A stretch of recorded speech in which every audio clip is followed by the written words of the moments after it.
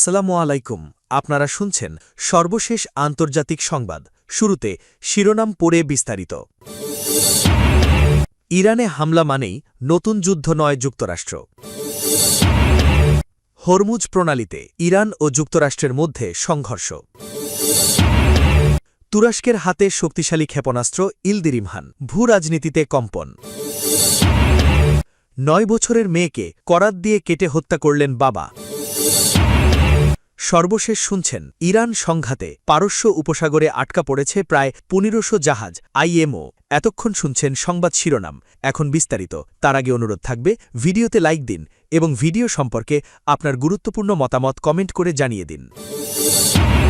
ইরানে হামলা মানেই নতুন যুদ্ধ নয় যুক্তরাষ্ট্র।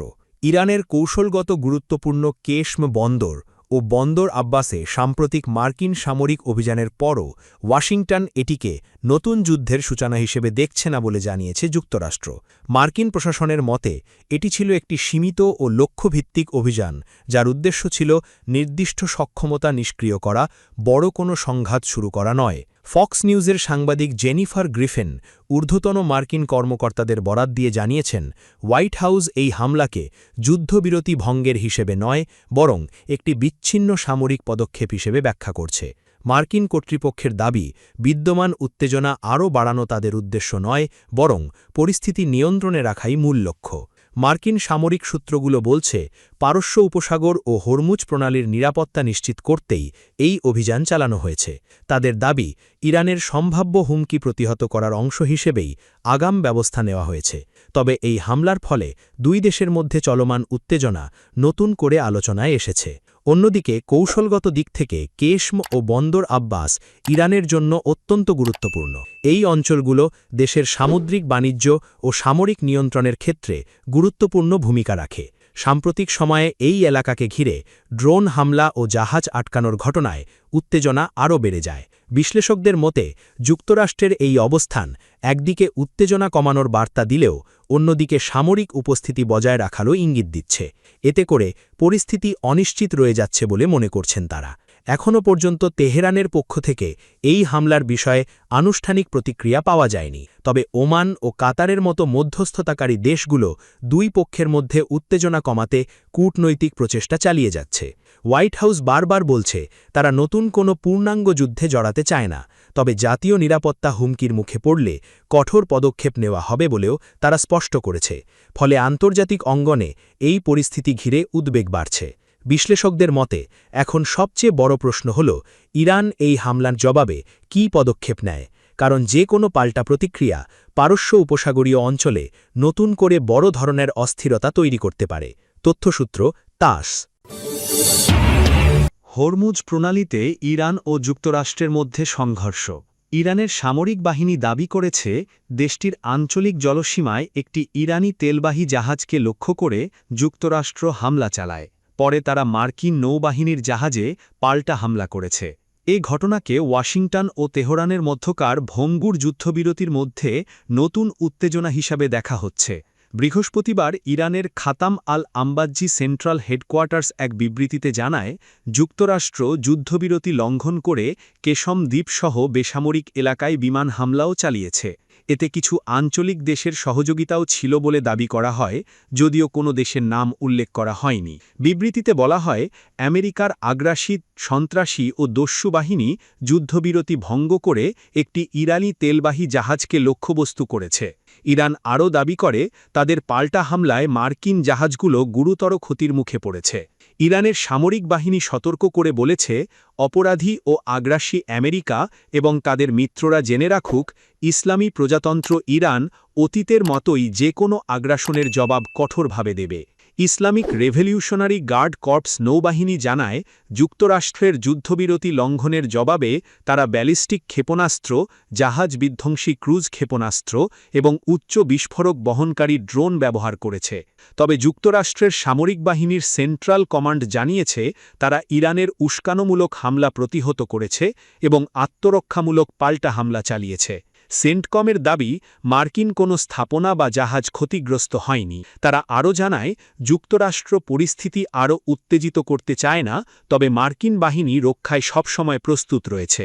এই সংঘর্ষকে ইরানের বন্দর অবরোধের বিরুদ্ধে প্রথম সরাসরি সামরিক প্রতিক্রিয়া হিসাবে দেখা হচ্ছে। গত কয়েক সপ্তাহে যুক্তরাষ্ট্র ইরানের একাধিক জাহাজ আটক করেছে এবং আরও অনেক জাহাজকে ফিরে যেতে বাধ্য করেছে। ইরানের রাষ্ট্রীয় ঘনিষ্ঠ বিভিন্ন সংবাদমাধ্যম জানিয়েছে, কেশম দ্বীপ, বন্দর আব্বাস এবং দক্ষিণ উপকূলীয় শহর মিনাবে বিস্ফোরণের শব্দ শোনা গেছে। আধা সরকারি বার্তা সংস্থা তাসনিমের এক শীর্ষ সূত্রের বরাত দিয়ে বলা হয়, ইরানের হামলার মুখে মার্কিন নৌবাহিনীর ৩টি ডেস্ট্রয়ার যুদ্ধজাহাজ ওমান উপসাগরের দিকে সরে যায়। এদিকে ওয়াশিংটন ও তেহরানের মধ্যে যুদ্ধ অবসানে আলোচনা এগিয়ে চলছে বলেও খবর পাওয়া যাচ্ছে। সূত্র আল জাজিরা। তুরস্কের হাতে শক্তিশালী ক্ষেপণাস্ত্র ইলদিরিম হান, ভূ রাজনীতিতে কম্পন। যুক্তরাষ্ট্র, রাশিয়া ও চীনের মতো দেশের পর এবার আইসিবিএম বা আন্তঃমহাদেশীয় ব্যালিস্টিক ক্ষেপণাস্ত্রের এলিট ক্লাবে নাম লেখালো এরদোয়ানের তুরস্ক। শব্দের চেয়ে ২৫ গুণ বেশি গতিতে ছুটে চলা এই ক্ষেপণাস্ত্রের নাম ইলদিরিম হান। তুরস্ক চাইলে নিমিষেই ধূলিসাৎ হতে পারে ইউরোপ, এশিয়া বা আফ্রিকার যে কোনো প্রান্ত। আঙ্কারায় উন্মোচিত হল এমনই এক শক্তিশালী অস্ত্রের। প্রথমবার বিশ্ব দেখল তুরস্কের তৈরি প্রথম আন্তঃমহাদেশীয় ব্যালিস্টিক ক্ষেপণাস্ত্র ইলদিরিম হান, যার অর্থ বজ্রপাত। জানা যায় ক্ষেপণাস্ত্রটির রেঞ্জ ৬,০০০ কিলোমিটার। সবচেয়ে বড় আতঙ্ক এর গতি। বলা হচ্ছে শব্দের চেয়ে ২৫ গুণ বেশি গতিতে ছুটে চলা এই দানবকে রুখতে পারবে না বর্তমান বিশ্বের কোনো আকাশ প্রতিরক্ষা ব্যবস্থা। তবে শুধু ইলদিরিম হানই নয়, তুরস্কের সাহা ২০২৬ প্রদর্শনীতে সামরিক মাস্টারমাইন্ড সেলচুক বাইরাক্তার উন্মোচন করেছেন নতুন ৩ ধরনের কামিকাজি ড্রোন। এগুলি দলবদ্ধভাবে আক্রমণ করে যে কোনো শক্তিশালী রাডারকে ফাঁকি দিতে সক্ষম। তুরস্কের বার্তা স্পষ্ট, যুদ্ধে তারা এখন আর কারও মুখাপেক্ষী নয়। বর্তমানে রাশিয়ার সারমাত বা উত্তর কোরিয়ার হোয়াসং 20-র রেঞ্জ অনেক বেশি হলেও তুরস্কের এই সংযোজন মধ্যপ্রাচ্যের ভূ রাজনীতিতে এক বিশাল কম্পন। বিশেষ করে ইরান ও ইসরায়েলের চলমান উত্তেজনার মাঝে তুরস্কের এই পেশি শক্তি প্রদর্শন ওয়াশিংটন থেকে তেহরান সবার কপালে চিন্তার ভাঁজ ফেলেছে। সংশ্লিষ্টরা জানিয়েছেন, কেবল আক্রমণই নয়, তুরস্কের সুরক্ষায় এবার ১৫০টি কম্পোনেন্টের বিশাল স্টিল ডোম মোতায়েন করা হচ্ছে। মানে তুরস্ক এখন একই সাথে দুর্ভেদ্য এবং আক্রমণাত্মক। জানা গেছে ২০২৬ সালের শেষ দিকে সোমালিয়ার উপকূলে হতে পারে এই ক্ষেপণাস্ত্রের চূড়ান্ত পরীক্ষা। প্রশ্ন উঠেছে, ড্রোন দিয়ে বিশ্বজয়ের পর তুরস্কের এই আইসিবিএম মিশন কি মুসলিম বিশ্বের জন্য নতুন নেতৃত্বের সিগন্যাল? ৯ বছরের মেয়েকে করাত দিয়ে কেটে হত্যা করলেন বাবা। ভারতের পুনের দোন্দ তালুকার দেউলগাঁও রাজেগ্রামে ঘটে গেছে এক নৃশংস ও রোমহর্ষক হত্যাকাণ্ড। ক্লাসে সৎ ভাইয়ের প্রথম হওয়ার মার্কশিটে কাটছাঁচ করার অভিযোগে নিজের ৯ বছর বয়সী কন্যা সন্তানকে ইলেকট্রিক করাত বা চেইন শ দিয়ে হত্যা করেছেন বাবা। পুলিশ জানিয়েছে, অভিযুক্ত বাবার নাম শান্তারাম দুর্যোধন চৌহান। এই হত্যাকাণ্ডে সহযোগিতা এবং তথ্য গোপনের অভিযোগে শান্তারামের স্ত্রী চিঙ্কি ভোসলেকেও গ্রেপ্তার করা হয়েছে। পুলিশি তদন্তে জানা গেছে, ঘটনার মূলে ছিল স্কুলের পরীক্ষার ফলাফল। মেয়েটি ক্লাসে দ্বিতীয় হয়েছিল এবং তার সৎ ভাই হয়েছিল প্রথম।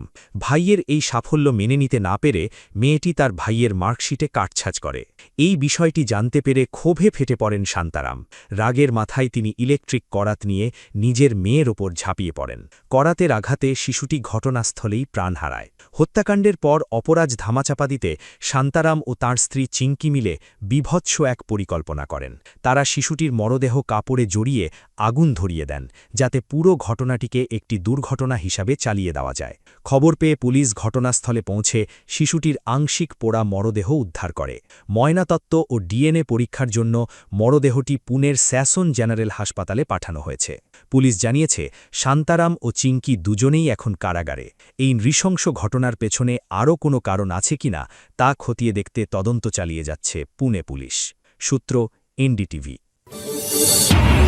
ইরান সংঘাতে পারস্য উপসাগরে আটকা পড়েছে প্রায় ১৫০০ জাহাজ আইএমও।